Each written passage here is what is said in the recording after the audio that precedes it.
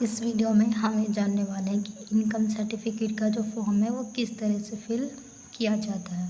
तो देखिए, सबसे पहले आपको कुछ इस तरह का फॉर्म मिलेगा। ये थोड़ा सा बड़ा फॉर्म है, तो इसे ध्यान से देखें और ध्यान से। तो देखिए, सबसे पहले करना क्या है कि यहाँ पे आपको कुछ भी फिल करने की ज़रूरत नहीं है। और इसके बाद देखिए, जो आपको सेकंड नंबर पे दे रखा है वो दे रखा है, यहाँ पे आपको अपना आधार कार्ड का जो नंबर है वो लिखना पड़ेगा। लेकिन ध्यान रहे कि आधार कार्ड का नंबर उन्हीं का आएगा जिनके नाम पे आप इनकम सर्टिफिकेट अप्लाई कराना चाहते हैं। एक बात और कि ये फॉर्म सिर्फ जो इनकम सर्टिफिकेट आप बनाने वाले हैं वो सिर्फ दिल्ली में ही काम करेगा, किसी दूसरे राज्य में इसकी कोई वैल्यू नहीं रहेगी। हम देखिए, तीसरे नंबर पे आपको लिखना नेम ऑफ बेनिफिशियल का मतलब होता है कि जिनके नाम पे आप इनकम सर्टिफिकेट बनाना चाहते हैं, पहला उनका नाम आएगा और फिर उसके बाद देखिए नेम ऑफ फादर, उनके फादर का नाम आएगा। फिर नेम ऑफ मदर, उनकी माता का नाम आएगा। उसके बाद देखिए आपको जेंडर फिल करना पड़ेगा कि वो मेल है फीमेल। जैसे कि मैं सूरज नाम पे कर रही हूँ तो वो मेल है, तो मैंने इस पर टिक कर दिया। आप अपने अकॉर्डिंग कर देना। इसके बाद देखिए, यहाँ पे आपको एक फ़ोटो लगानी पड़ेगी, लेकिन ये फ़ोटो आप जो लगाएंगे वो कलरफुल होनी चाहिए और पासपोर्ट साइज़ की होनी चाहिए। ये ना बहुत पुरानी फ़ोटो हो, रिसेंटली फ़ोटो होनी चाहिए। इसके बाद देखिए, यहाँ पे डेट ऑफ बर्थ लिखनी पड़ेगी, जैसे कि मैंने यहाँ पे फिल कर दिया। आप अपने अकॉर्डिंग कर देना। यहाँ पे आपको मोबाइल नंबर लिखना पड़ेगा। ध्यान रहे, मोबाइल नंबर वही लिखना जो काम कर रहा हो, क्योंकि इस पर एक OTP आता है, जैसे काम होता है, मैसेज आते हैं, तो आपका मैसेज वैसेज इसी फ़ोन नंबर पे आने वाला है। अगर आपकी ईमेल आईडी है तो आप इस पर लिख दीजिए, नहीं है तो ज़रूरी नहीं लिखना, छोड़ सकते आप। इसके बाद देखिए, जो 10वें नंबर पे ऑप्शन है आपका प्रेजेंट एड्रेस बोल रखा है, तो आपको अपने जहाँ पे आप रहते हैं आपको पूरा डिटेल देना पड़ेगा। तो यहाँ पे देखिए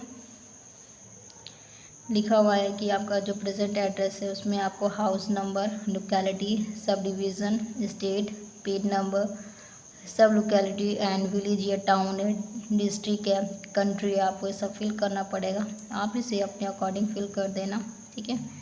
आपको पिन नंबर ज़रूर लिखना पड़ेगा, कंट्री या डिस्ट्रिक्ट ये सब आपको फिल करना पड़ेगा। इसके बाद देखिए क्या बोला गया है कि जो आपने एड्रेस दिया है वो आपका प्रेजेंट एड्रेस जो है वो परमानेंट एड्रेस है या नहीं। अगर आपने जो एड्रेस ऊपर फिल करा है वो एड्रेस अगर आपका जो प्रेजेंट एड्रेस है परमानेंट एड्रेस है तो आपको यस फिल करना है, अदरवाइज़ नो फिल करना है। फिर उसी अकॉर्डिंग आपको ये कॉलम भी फिल करना पड़ेगा। फिर से वही एड्रेस आ जाएगा सारा।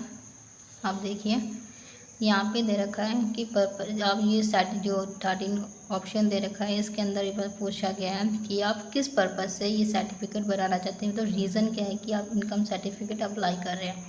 तो इसके अंदर कुछ ऑप्शंस दे रखे हैं, आपको अपने अकॉर्डिंग इसमें से एक पे टिक कर लेना। मैं आपको थोड़ा एक्सप्लेन कर देती हूँ कि इसमें किस किस चीज़ों का ऑप्शन दे रखा है।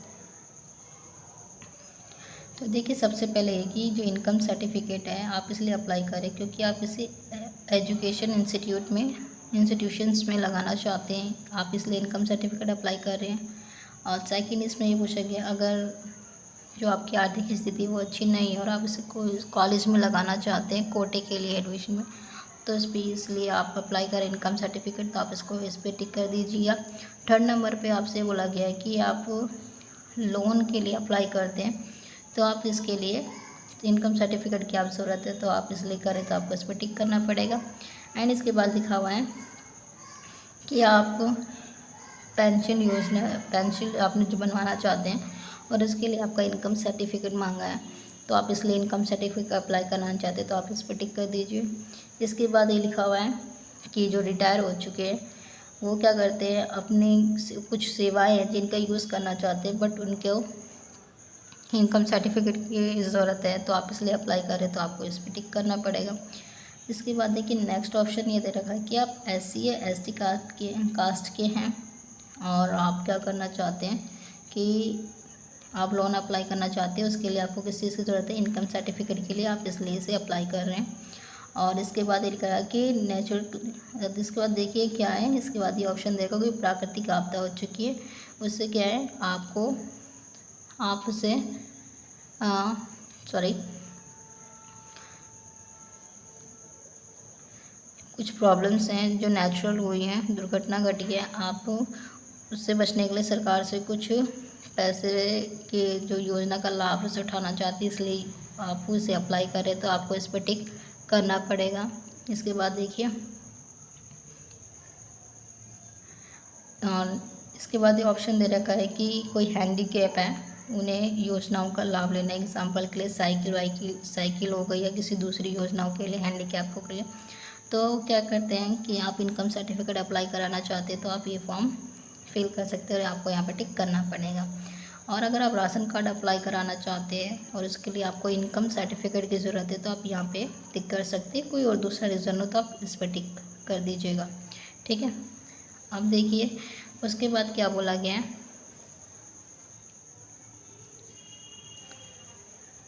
और अगर आप इनमें से किसी एक जो रीज़न मैंने बताया किसी एक में, तो आप उसके अकॉर्डिंग इस पर टिक कर दीजिएगा। अब देखिए इसके अंदर क्या बता रखा है, 14 ऑप्शन आपको ये दे रखा है कि इससे पहले भी आपने इनकम सर्टिफिकेट अप्लाई कर चुके हैं, आपके पास इनकम सर्टिफिकेट है, अगर है तो क्या है आपको इस पर टिक कर देना है। अगर नहीं अप्लाई करा, आप ये फर्स्ट टाइम है तो इस पर नो कर दीजिए।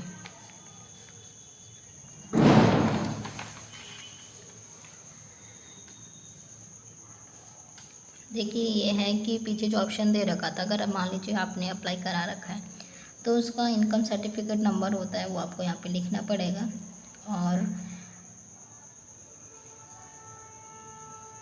और आपकी जो इनकम सर्टिफिकेट आपने बनाया उसमें कितने रुपए हैं आपको ये भी लिखनी पड़ेगी कि आपकी इनकम कितनी है और किस अथॉरिटी के द्वारा ये इशू कराया गया था, आपको यहाँ पे फिल करना पड़ेगा। लेकिन हम मान लेते हैं कि आपने पहले किसी भी तरह का इनकम सर्टिफिकेट अप्लाई नहीं किया है तो आपको ये चीज़ फिल करने की ज़रूरत नहीं है।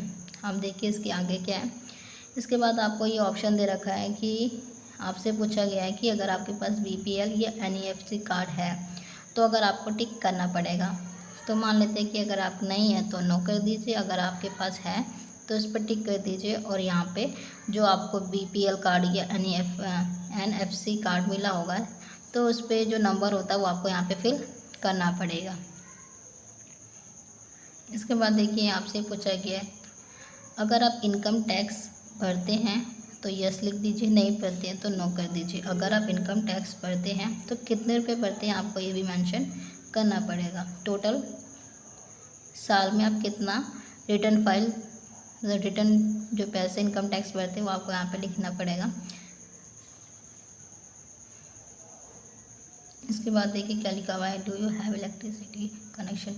देखिए इसका मतलब ये है कि आपसे पूछा गया है कि आपका जो बिजली का बिल है क्या आपके नाम पे है, तो यस कर दीजिए। अगर आपका जो इलेक्ट्रिसिटी बिल आता है अगर आपके ही नाम पर आता है, जिनके नाम पे इनकम सर्टिफिकेट बनाया गया, तो यस कर दीजिए, नहीं है तो नो कर दीजिए। और इसके बाद ये भी बोला गया है कि और करंट इलेक्ट्रिसिटी, इसके बाद ये आपका जो करंट बिजली का बिल आया 3 मंथ लगातार 3 महीनों का, ये भी आपको लिखना पड़ेगा, ठीक है। एग्जाम्पल के लिए मैं आपको समझा देती हूँ। अभी चल रहा है अक्टूबर, तो देखिए अभी चल रहा है अक्टूबर, तो इससे पहले ये 3 महीनों का आपको ये बिजली का बिल देना पड़ेगा डिटेल। देखिए आपको क्या फिल करना पड़ेगा, जैसे देख रहे जैसे मान लेते हैं कि आपने यहाँ पे क्या कर दिया, अगर आप किराएदार है तो इस पे कर दिया, अगर नहीं है तो नो कर दिया। अगर आप किराएदार है तो आप कितनी इनकम महीने में पे करते हैं आपको ये लिखना पड़ेगा। इसके बाद देखिए यहाँ पे क्या ऑप्शन लिखा है, यहाँ पे लिखा है कि अगर आपने A, B और C जितने भी आंसर इसमें अगर आपने यस लिखा है तो आपको इनके साथ इनकी एक फ़ोटोकॉपी अटैच करनी पड़ेगी। कौन से 3?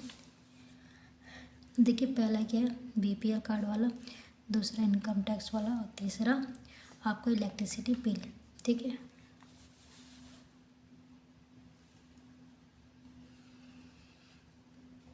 इसके बाद देखिए आपको यहाँ पे क्या फिल करना है, यहाँ पे पूछा गया है कि जो आपके बच्चे हैं उनकी आप स्कूल की कितनी फ़ीस हर महीने पे करते हैं।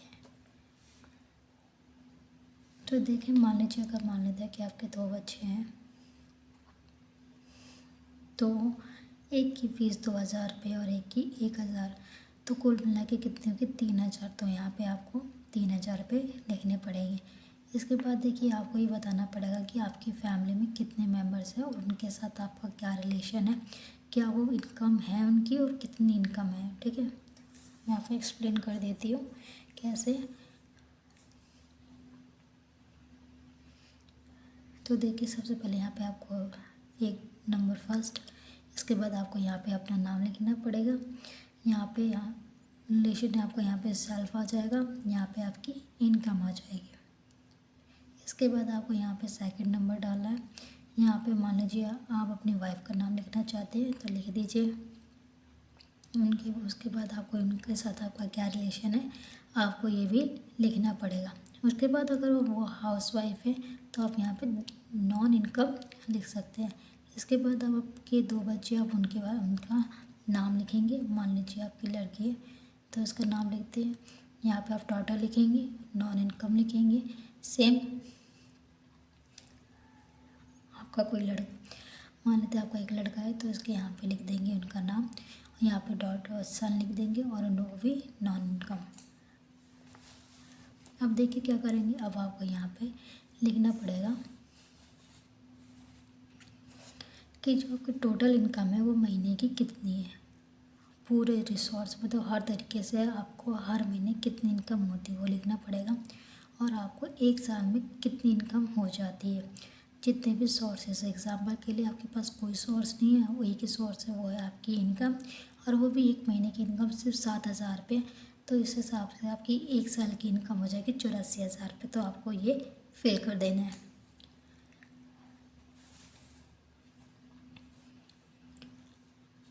इसके बाद देखिए, यहाँ पे लिखा है बेनिफिशियल प्रूफ चाहिए कि आप अपनी आईडी के लिए क्या प्रूफ देने वाले। तो देखिए, इसके अंदर काफ़ी जैसे ऑप्शन दे रखे हैं, Aadhaar card, voter ID card, PAN card, passport और बहुत सारे ऑप्शन है। तो देखिए, इसमें से आप किसी एक पे टिक कर सकते हैं। एग्जांपल के लिए मैंने आधार कार्ड पे कर दिया। फिर आपको यहाँ पे आधार कार्ड का नंबर लिखना पड़ेगा।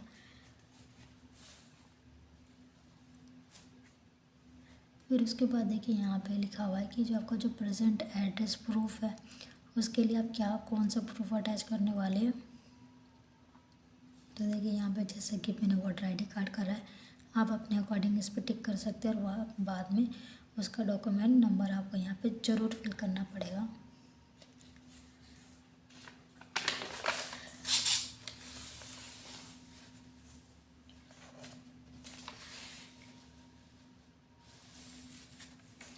इसके बाद देखिए, यहाँ पे क्या करना है, आपका जो एड्रेस है वो परमानेंट एड्रेस है या नहीं, इसका आपको प्रूफ देना पड़ेगा। अगर मान लेते हैं कि आपका जो एड्रेस है वो परमानेंट एड्रेस है तो इसके लिए भी आपको इनमें से किसी एक पे टिक करना पड़ेगा।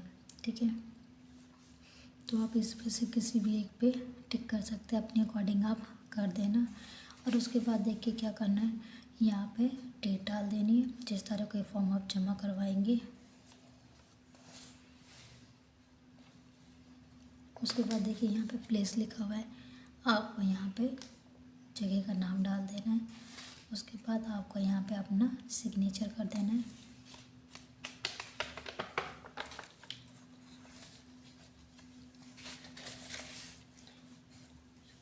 अब देखिए, हमारा ये लास्ट पेज है। इसके बाद हमारा पूरा ये फॉर्म जो फिलअप है वो पूरा कंप्लीट हो जाएगा। सबसे पहले आपको यहाँ पे अपना नाम लिखना है। उसके बाद आपको अपने फादर नेम लिखना है। फादर नेम लिखने के बाद यहाँ पे आपको आपकी कितनी एज है ये लिखनी पड़ेगी, प्लस आपका जो भी एड्रेस है आपको पूरा एड्रेस लिखना पड़ेगा। आप ही अपने अकॉर्डिंग फिल कर देना, एड्रेस पूरा रहे, ध्यान रहे।